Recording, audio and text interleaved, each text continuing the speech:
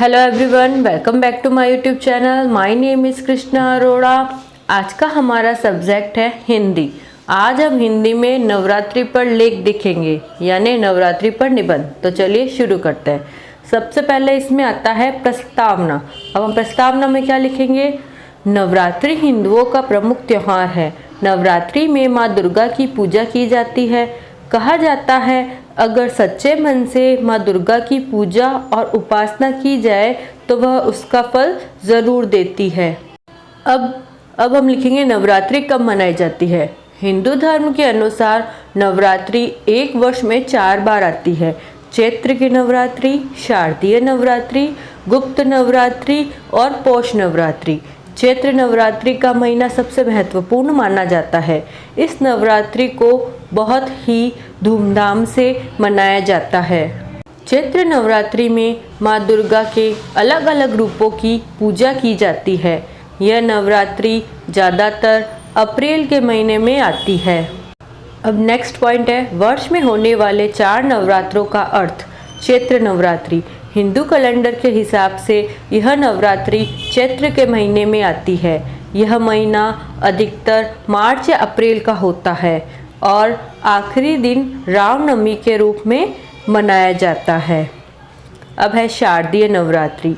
यह नवरात्रि अक्टूबर व नवंबर महीने में मनाई जाती है। इसमें भी माँ दुर्गा के स्वरूपों की पूजा की जाती है। 8वें दिन बंगाली में दुर्गा अष्टमी के रूप में काफ़ी महत्वपूर्ण तरीके से मनाई जाती है। अब नेक्स्ट है गुप्त नवरात्रि। यह नवरात्रि जून एवं जुलाई के महीने में आती है। हिंदू महीने को आशा के रूप से नामित किया गया है। इन्हें गायत्री नवरात्रि भी कहा जाता है। अब है पौष नवरात्रि। हिंदू कैलेंडर के मुताबिक यह नवरात्रि पौष के महीने में ही मनाई जाती है।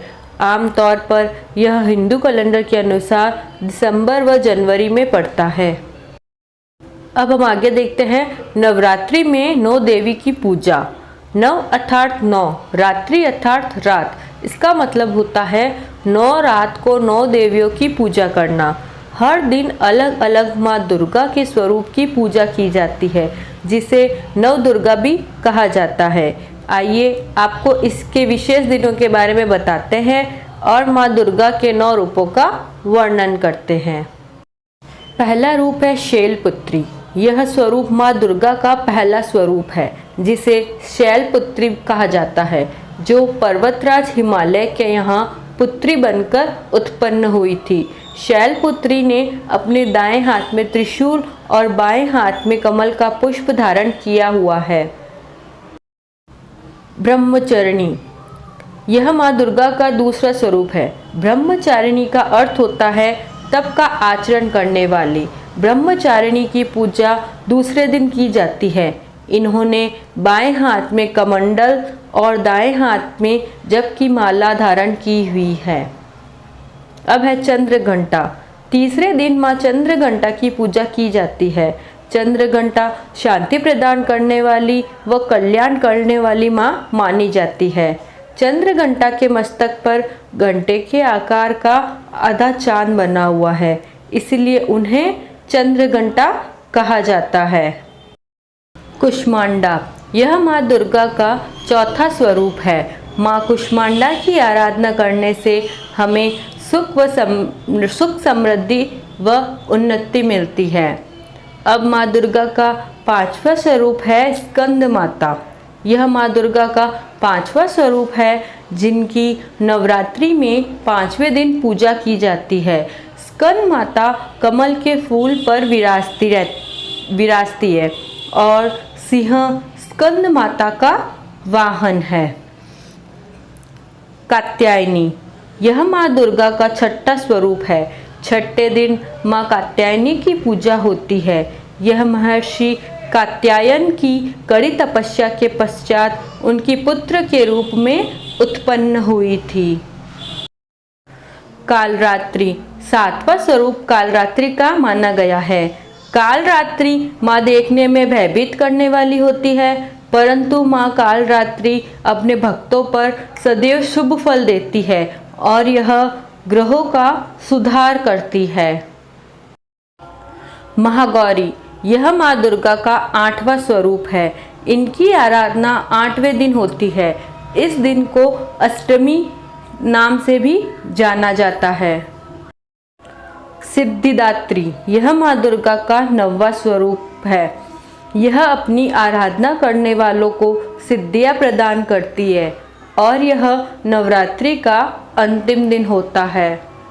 वह नवरात्रि कैसे मनाते हैं? इस पर्व को बड़ी ही धूमधाम के साथ मनाया जाता है। हर जगह शुद्धता और पवित्रता का एहसास होता है। नवरात्रि में माता के मंदिर में ज्योति जलाकर भक्ति, भजन, कीर्तन करते हैं, जिससे मन प्रफुल्लित रहता है। 9 दिन माता के 9 स्वरूपों की उपासना होती है। कुछ भक्त पूरे 9 दिन व्रत रखते हैं। पहले दिन ही कलश की स्थापना की जाती है और अखंड ज्योति जलाई जाती है। इस अखंड ज्योति का पूरे 9 दिन तक ध्यान रखा जाता है। इसके पश्चात अष्टमी या नवमी के दिन कुंवारी कन्याओं को भोजन कराया जाता है। ऐसा कहा जाता है कि यह 9 कन्याएं माता रानी के स्वरूप ही कहलाती है। अब है नवरात्रि व्रत के नियम। नवरात्रि के 9 दिन व्रत किए जाते हैं। ऐसा कहा जाता है कि यह 9 दिन बहुत ही पवित्र होते हैं और माँ की पूजा करने में कोई भूल चूक नहीं होनी चाहिए। पहले ही दिन कलश की स्थापना करके व्रत करने का संकल्प किया जाता है। माँ अम्बे की पूजा अर्चना सुबह शाम की जाती है। माँ अम्बे के प्रसाद को सभी में वितरित किया जाता है। अधिकतर घरों में लोग भजन कीर्तन के साथ ही माता का जागरण भी रखते हैं। नवरात्रि के व्रत में फलाहार किया जाता है। इसके पश्चात अष्टमी और नवमी के दिन कन्याओं को भोजन कराया जाता है। कुछ लोग आखिरी दिन पर हवन भी करवाते हैं, क्योंकि वह 9 दिन की अखंड ज्योत जलाते हैं। अखंड ज्योत मन्नत मांगकर जलाई जाती है। इस ज्योत में घी या सरसों का तेल प्रयोग किया जाता है और पूरे 9 दिन इस ज्योत का ध्यान रखा जाता है। निष्कर्ष, माँ दुर्गा की 9 स्वरूप की पूजा की जाती है। इस पूजा को करने का बहुत ही अधिक महत्व है। हर स्वरूप में कुछ न कुछ सीख सिखाते हैं। अगर हम हमेशा सकारात्मक सोच रखें, सभी का भला करें और अच्छे विचारों का पालन करें, तो माता रानी अपने भक्तों पर सदैव आशीर्वाद बनाए रखती है। इसी तरह के और वीडियोस के लिए मुझे फॉलो करें।